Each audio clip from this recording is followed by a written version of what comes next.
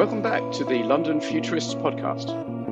Our guest today is Dhiraj Mukherjee, best known as the co-founder of Shazam. I can still remember the sense of amazement I felt when, way back in the dotcom boom, I used Shazam to identify a piece of music from its first couple of bars.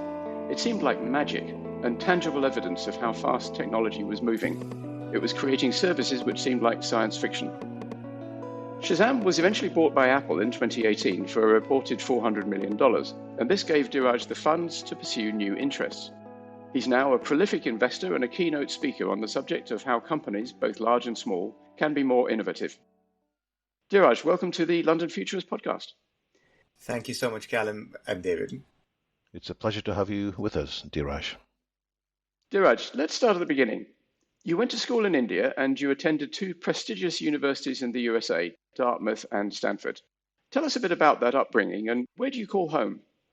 Sure. My family is from India and my father worked for Air India and we moved around a lot when I was growing up. So we lived in Athens and Paris and Calcutta and Geneva and Bombay and Singapore and Tokyo. So I had a very mixed upbringing. But as a result, I got used to adapting and adjusting to different environments. And when I moved to the US for my undergraduate at Dartmouth, which was a beautiful rural university, it was the early days of the computer, and I worked in the computer center helping other young people get up to speed with the first generation of Macs, and then moved to Silicon Valley in '95 to do my MBA at Stanford University, which was where effectively the internet started up in '95 to '97. So I just happened to be in the right place at the right time in a couple of different occasions. You started your career with Bain Consulting, Mm-hmm. and then with Viant, which was a consulting firm which had a very fast rise and fall during the dot-com boom and bust. Yes. Was it there that the idea for Shazam was born? Not exactly. When I joined Viant in '97, straight after business school, the idea was to build digital businesses for big companies. So bringing together three disciplines: strategy, what's the kind of business you want to build; creative, which is the user experience design and the actual look and feel of the website; and then finally technology, what powers the site itself. And what I learned from that experience is bringing together those three different disciplines. And amazingly, it's a skill set which I still use today, even though it's been 25 years. But what I learned from that experience was about scaling a business. I joined when Viant was 100 employees. I left 3 years later, it was 1,000. So hyper growth, hiring at large scale, expanding internationally. And that's what brought me to London. I set up the first international office for Viant back in 1999. And what became of Viant? What happened to those 1,000 people? So I left Viant in March of 2000 to start Shazam. The internet boom was in full swing. Everyone wanted to be an entrepreneur. I had a couple of business partners and we wanted to throw ourselves into the deep end. A year later, the internet bubble had burst. There was blood on the streets of dead startups, and Viant went from 1,000 people to basically out of business. And it was just a real shock to see how things changed so quickly from the hope, the optimism, the dreams, the get-rich-quick schemes to just fighting for survival. So you did that fantastic trick of jumping off the elevator just before it hit the ground. Yeah, that's my claim to fame. I think it was actually the week that the NASDAQ hit its peak that I left my safe job to become an entrepreneur. So timing is not my forte. I had no idea that the elevator was about to plunge. I was just embarking on a fantastic adventure. I had no clue that it was the worst possible timing. And did you have a clue about what application you were developing? My secret weapon was my business partners. We had no experience whatsoever in entrepreneurship, but we knew we wanted to start a company. And so we'd sit around and we'd go to the pub and drink beers and talk about ideas. And we'd hear music and we didn't know what it was. And my business partner, Chris, thought it'd be fantastic if we could just identify music using a mobile phone. That seemed like genius. So that's how we got into the music identification business. Some people may not know that this predated smartphones. There was no app to start off with. I remember dialing, is it 2580? Yes.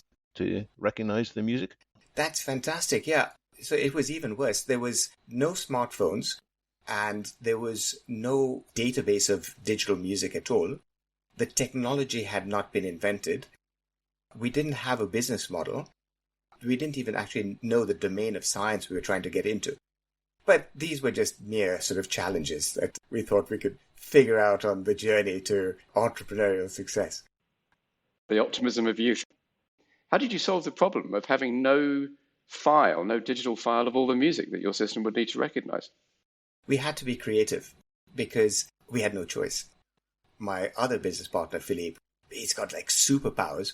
He did a deal with the biggest distributor of music in the UK, which had 100,000 CDs in their warehouse. And we basically built by hand these machines with CD players where we could pop the CDs in, extract a fingerprint, which is what we needed for our algorithm to work. And we had teams of people typing in the name of the song and the artist, and then basically compiled the first digital library of music, probably worldwide, but certainly in the UK. So crazy days. That's kind of almost like the definition of the mechanical Turk, isn't it?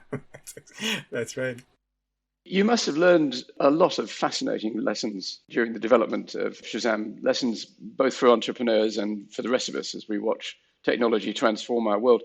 What would you pick out as being one or two of the most important things you've learned during that journey? Well, one thing I learned quite quickly was our dreams of overnight success were not going to work out. What I did learn over 18 years from start to finish is that it's character building. As an entrepreneur, you are throwing yourself into the deep end, hopefully for some, not with the terrible timing that we displayed, but you have to overcome the challenges that come in front of you, which you cannot anticipate. And that's why I count my blessings now, because I feel like it builds the mind of an entrepreneur to be able to push through all the setbacks, to be able to not take no for an answer, to look out for the team, even that they're working flat out. We never once hit our plans and projections, and we have to just dust ourselves off and keep going. And that's why when I look at today's generation of entrepreneurs, I know how they're feeling. I know what they're going through because it's always the same journey. There's no shortcuts. There's no way to fast track and get through all the hard work to building a successful company. So a company that fails to hit its plans and projections can nevertheless still go on to be a success. How do you know when you see people falling behind their schedule whether you should persist with investing in them and supporting them? I'm not proud of this, but it took us 15 years to reach profitability.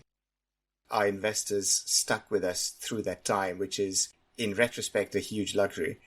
And one should not underestimate the role of luck and getting a good break. We never made a fatal mistake, and that's why we live to tell the tale. Now, I think in that context, what I look for in an entrepreneur is the ability to use those setbacks as stepping stones and to have that vision and that drive, but to learn as they go as well. It's very difficult. There tend to be sort of opposite characteristics, which is the determination and the flexibility, the drive but the adaptability. Those packages are uncommon, and I like to think I know it when I see it just from having learned the hard way. Very interesting.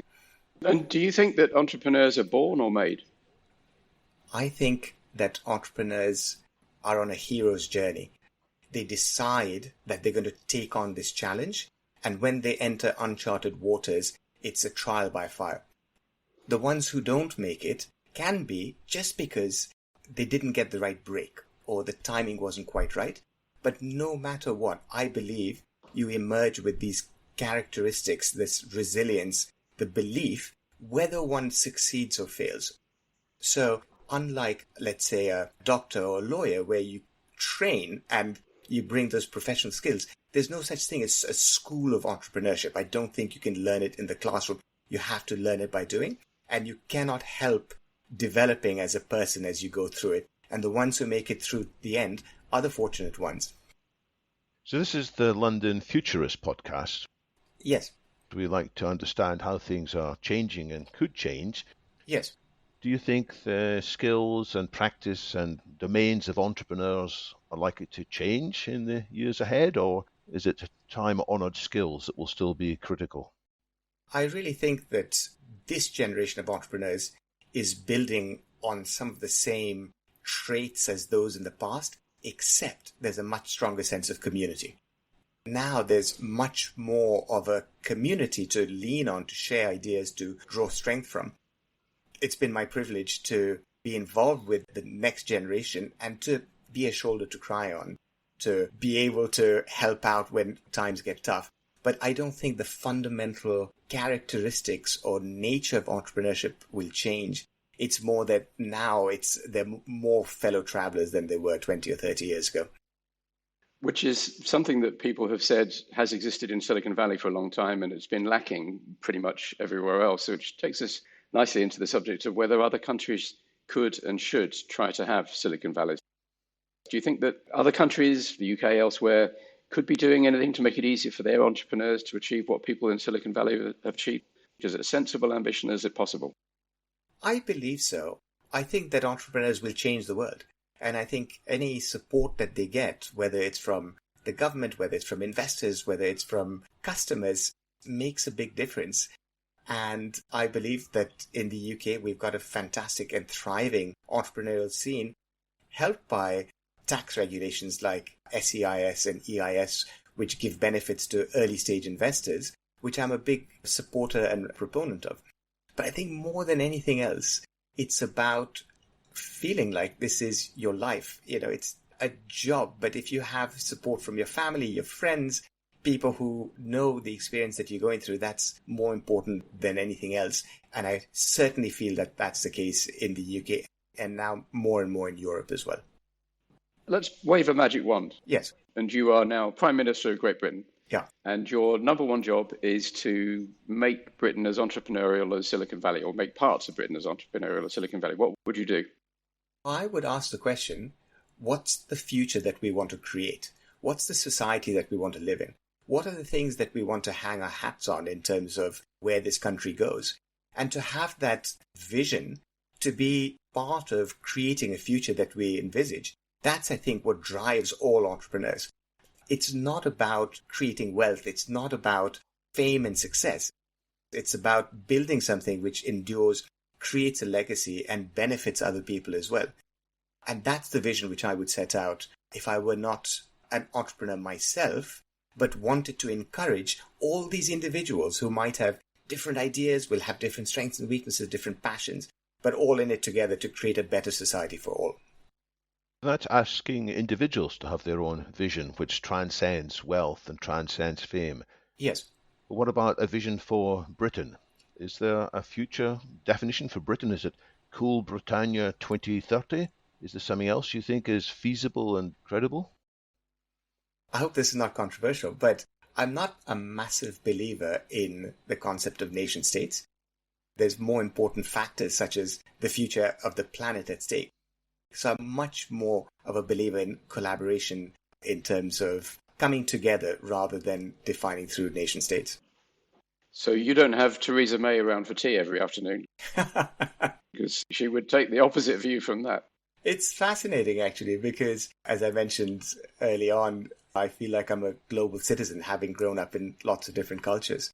And initially one sees the differences. So the language barrier, for instance, when I lived in Japan, or the cultural differences if one goes to India. But actually, we've got so much more in common. I think what we have in common is a desire and an aspiration to improve one's livelihood, to build a better future for our children. So I think if we look for those commonalities, we're much better served than trying to be limited by our differences. Do you envision then a more collaborative world, a world in which people can work together for a common cause of a better planet? Or are you seeing polarization and divisiveness? We'll be right back after a quick break. The People in Performance podcast offers insights into the strategic competencies, behaviors, and results needed to increase the performance of employees and leaders. The show looks at all areas of the world of work, including attraction and recruitment, onboarding, training, and succession planning. Tune in to get a better handle on the stages of workforce planning you need to master in order to guarantee long-term success in a rapidly changing world of work. New episodes drop each week.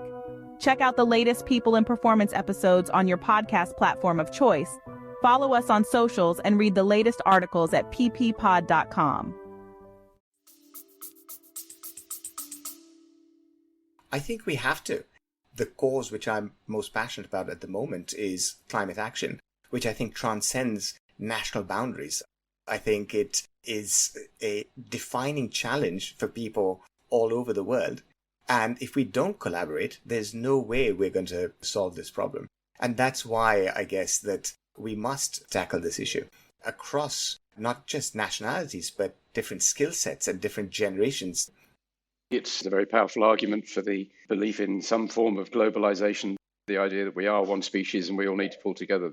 The challenges and the opportunities that face us are increasingly only manageable on a global scale. The rise of technology and AI, particularly climate change, these are inherently global issues. So climate change is something that you're actively investing in? Yes, that's right. I started out on this journey maybe 10 or 12 years ago. One of the important investors at Shazam was Kleiner Perkins, Caulfield and Byers, and Al Gore was a partner at the time, and he kindly did a talk for our team at Shazam, and he talked about climate change. And I was absolutely blown away by his vision and his stark warnings about where things were going. Fast forward 10 years after we sold Shazam, and I wanted to do something to encourage the next generation of entrepreneurs who are trying to have an impact. And I felt that climate was the defining issue for so many of us. And that's why I focus in particular, but it's a vast domain as well. There's so much to learn and it's changing constantly. So I'm no expert, but yes, I am investing quite actively in climate. And do you feel that the investments you're making are going to have an impact, an actual, tangible, sizable impact on the risks of climate change? To be honest with you, David, it's a learning process. So I organized a competition at the London School of Economics for young people to help me with understanding where the money can make a difference. And I had teams which were competing for a small prize. And the competition actually extended all the way from Singapore to Toronto. And one of the teams was looking at geothermal energy. And they identified a company called Dandelion based in North America, which uses the heat of the earth for both heating and cooling homes. And they recommended to me that I should invest. And I did. And it's been a terrific experience investing alongside Google Ventures and Bill Gates's Breakthrough Energy Ventures, all thanks to two 19-year-olds who were just trying to make me cleverer so I could do my small part to invest in the next generation of climate companies. You're a remarkably modest man, Dhiraj, but let me see if I can tempt you to make a high-level assessment of where we are in climate change. Sure.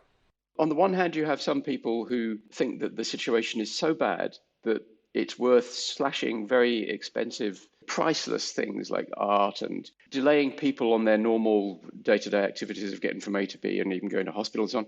That's at one end of the spectrum. The other end of the spectrum, you've got people who say, well, actually, the other end of the spectrum, you've got people who deny that there's a problem at all, but that's pretty far out. There's a lot of people more in the mainstream, like Mark Carney, for instance, the ex-governor of the Bank of England, who's now very, very involved in climate change policy, who says that actually we are making serious progress and that the core expectation was that we might heat the Earth by 3.5 degrees by about the middle of the century, and now the core expectation is it really more likely to be 2 degrees. Where are you on that? Is the situation a catastrophe, as The Guardian would have us think, or is it a major, major problem which we are actually making progress on? I am a relentless optimist. I always believe that one needs to keep one's chin up, and I think we're making tremendous progress on climate action. The change, for instance, in the efficiency of photovoltaic cells is dramatic. There's exponential increases in the efficiency of renewable energy. So I think we are absolutely on the right track in terms of deploying these technologies. We just need to keep going for decades ahead. So this is not the time to sit back, rest on our laurels and pat ourselves on the back. I think we need far more change and impact and innovation. But I think when we look back in 2 or 3 decades from now, we will see massive, massive change from the companies who are just starting out right now. My own view is that, as you've said, there's too much to learn here. Yeah. Well, there's a lot to learn. Yes. And we can't be sure. There are projections that the IPCC makes, Yeah. but there's a variety of projections, and in each case there are error bars. Mm-hmm. So I don't think it's doom and gloom, Right. but nor do I think we can be confident that things are all right. There are changes in the weather, which could be signals of faster changes to come. There are possible changes in ocean currents that people are projecting, which could plunge Britain into a much colder state, despite the world as a whole heating up. Yes. And we just don't know enough. So I'll go back to your entrepreneurial message. I think we need to be ready to adapt. We need to be quick. We need to admit what we don't know. We need to find out who we can learn from. And even when we've learned, we need to be ready to learn more. Is that how you see it? Yes, I do. And I believe a couple of things. One is there's a great image, which is if you're setting out in a car for a long journey of 100 miles, you can only see as far as your headlights, but just driving that way, you can get all the way there. So we can't see 30 years out. We can only see 6 months ahead. But if we keep learning and adapting as we go, that'll help us to get to our final destination. The second is it's such early days, and what we see now are tiny little changes and incremental improvements. We haven't seen the exponential effects kick in properly. But when we catalyze the companies and we help them with finding customers, creating connections, really getting into their stride, we will see some exponential changes 5, 10, 15 years out, which will have much more dramatic effects. Now, to give you an example from my time at Shazam, when we started out, it took us 10 years before we got to Shazam being used 1 billion times, which is a big milestone. It took only 1 more year for the next billion. Then it took just 2 more months for the next billion after that. So that was the real turning point. It's just hanging in there long enough for that environment to all come together where you can really make a difference. A lot of people think that we are making no progress on climate change. Nothing much is happening. Yeah. Greta Thunberg and others accuse politicians of fiddling while Rome burns. But actually, we're spending a vast amount of money on the transition from fossil fuels to renewable energy. I heard the other day that we're spending $1 billion every single day on installing solar panels. And you can see windmills sprouting up everywhere. And I think we do need to be modest about what we know. Our models of the climate are not big enough, they're not sophisticated enough yet to be able to tell us what's really happening with any great degree of certainty, as you've both said. But if you're in charge of policy, you've got to take a view about where we are now and where we're going in the nearest future, because there are very different routes that you could take. One route is to say it is an absolute disaster already, it is a catastrophe, we should stop drilling, we should certainly not issue any new licenses for drilling for oil, we should rapidly reduce the amount of fossil fuels we consume. If we do that, it has massive consequences in that it makes a lot of people poorer, and particularly the people who are already on the edge. So it's a very important decision, and it has to be made. Somebody has to make it. Unfortunately, we can't just say, we don't really know, we'll just trolley along and see what happens. It's not really an option. Somebody's got to make those decisions. Yes. And I'm a classic Silicon Valley entrepreneur type. So I believe it's not government's role to be able to look into the future and make all the right decisions today. I don't believe it's for each of us as individuals to be able to shape the future. I believe it's for a small group of people who are working hard on creating businesses which are sustainable and have a positive impact as well. And what we can do as society, as business, as government, as charities, as individuals, is to lend them our support. And we can do that in 3 ways. One is through capital, which is what I do as an early stage investor. So small amounts of money can go a long way at an early stage. The second is by being customers and helping these companies get their products to the market, get it in the hands of companies as well as people. And the third is creating connections, telling our friends about products we love, helping companies that we believe in go beyond their lab in Cambridge or their little office in London and become global businesses. And I think by doing that, we can all play a small part, but shape a future which none of us really have any insight into where we stand today. Now, this is, as I said, a narrow-minded entrepreneurial perspective. But I think that when we look at the world today, 30 years ago, we didn't have Google. We didn't have Apple being the giant that it is today. If you look forward 30 years from now, the companies which are going to be dominant have not been created yet. They are not names that we have heard, but they will shape our future. So that's my perspective. So let me invite you to do the third of these things. You said that what we should do is we should tell people about the companies and products and solutions that excite us. Yes. We see have potential, but the world as a whole doesn't know much about. You've already mentioned dandelion and geothermal energy. Yes. What else would you like to tell our listeners about? Sure. So I'm on the committee for an organization called Tech Nation, which is promoting the climate tech ecosystem in the UK. And I would love listeners to check out the work which Tech Nation is doing and get more familiar with some of the companies in their portfolio. Personally, I've also invested in Entrepreneur First, which is a talent investor, so bringing together super smart entrepreneurs. And there's a couple of fascinating companies I've learned about. So, for instance, Fairbricks, which basically extracts fumes from fabrications in plants and turns it into plastics which normally would be damaging to the environment. Neoplants is another example, which is genetically modified plants which helps to clean the air in your home. Now, it's more climate adjacent rather than being directly climate related. It feels almost like science fiction, but these are the technologies which are being created today. And it's a real privilege to be involved and associated with some of these entrepreneurs and play a small role, if I can, in helping their dreams come true. Well, Shazam sounded like science fiction as well. The idea that you could just have a few seconds of listening and it would tell you which version of which song it was. So science fiction sometimes does come true. I think that's exactly right.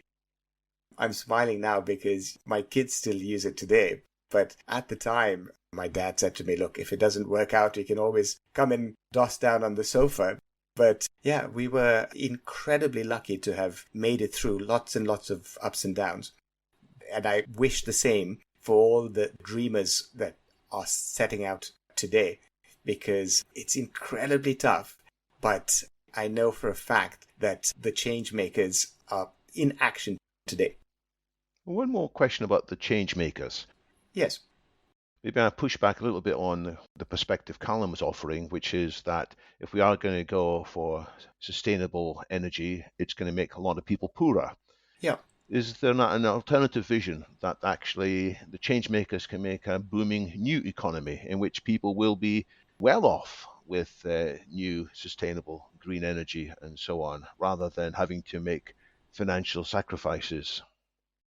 I absolutely think so. So, for instance, we've got plentiful solar energy, which is being increasingly tapped, but we don't lack energy.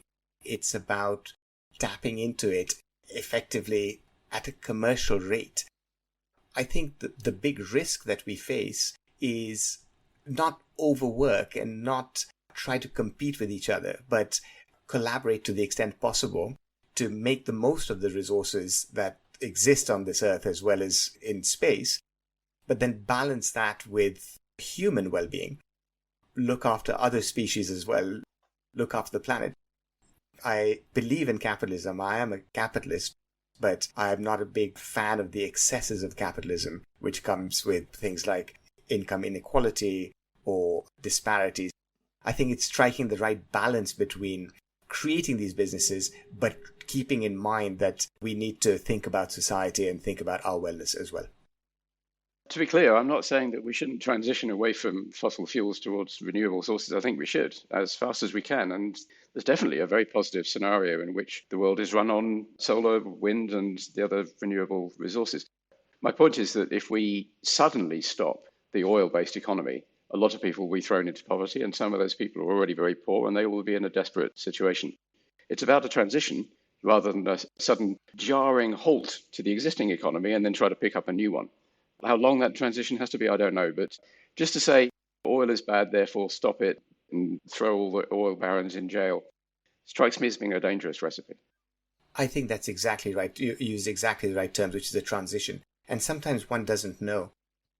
I have the privilege of investing in Al Gore's Generation Investment Management Fund. They are funding growth companies which are working specifically on the transition. And we just don't know when they will achieve the size and scale to enable a smooth transition. But we shouldn't get ahead of ourselves. What we can and should do now is to encourage as much as we can the smoothest and fastest transition possible. Are there other areas that you point to beyond your interest in climate tech? Yes, the other company that I've invested in 5 years ago, so it's called MeVite. They are an augmented intelligence company which helps to create a fairer workforce. And they do that by fighting against unconscious bias in the recruitment process. The average recruiter looks at a CV for 6 seconds and makes a judgment based on it could be the person's name or where they were educated or what sport they follow, which leads to suboptimal outcomes. We know that there's so much more opportunity for women and minorities and neurodiverse people, for instance.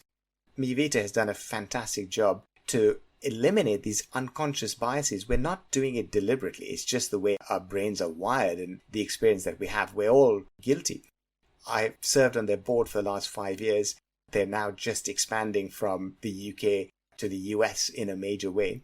I see a future in which many more people from different backgrounds have an opportunity to contribute, and that can only be a good thing. So I'm a big proponent, I guess, of diversity and inclusion in the future of work. And there's a broader point there, fighting against unconscious bias, because in almost every field we are sometimes victims of unconscious bias. Mm-hmm. Whether we're talking about climate change, whether we're talking about the strengths and weaknesses of capitalism, the strengths and weaknesses of AI, anything that your software, your solutions can do to help us in these other fields to see things more clearly and less, perhaps, emotionally, that may help us. That's exactly right. It's obvious that we get along with like-minded people. At the same time, we know the benefits of diverse thinking. How do you bring on board somebody who thinks quite differently from you? It's a real human challenge. But if we don't, then we don't get as good ideas. We're less innovative. We're less likely to see an idea which is lurking in the shadows. So it's to all our benefit to challenge our thinking, have people around us who have completely different perspectives and upbringing. And it's a journey, I think, for all of us, regardless of what profession we're in or what industry we work in. Well, Dhiraj, when you launched Shazam, you and your colleagues brought a really special piece of magic into the world, which I've been impressed by for decades. And you're continuing that tradition and birthing more magic into the world. So thank you. As the Americans say, thank you for your service. Thank you ever so much, Calum. You're far too kind. David, really appreciate this opportunity. I'm a huge fan of London Futurists, so I look forward to staying tuned in the future as well.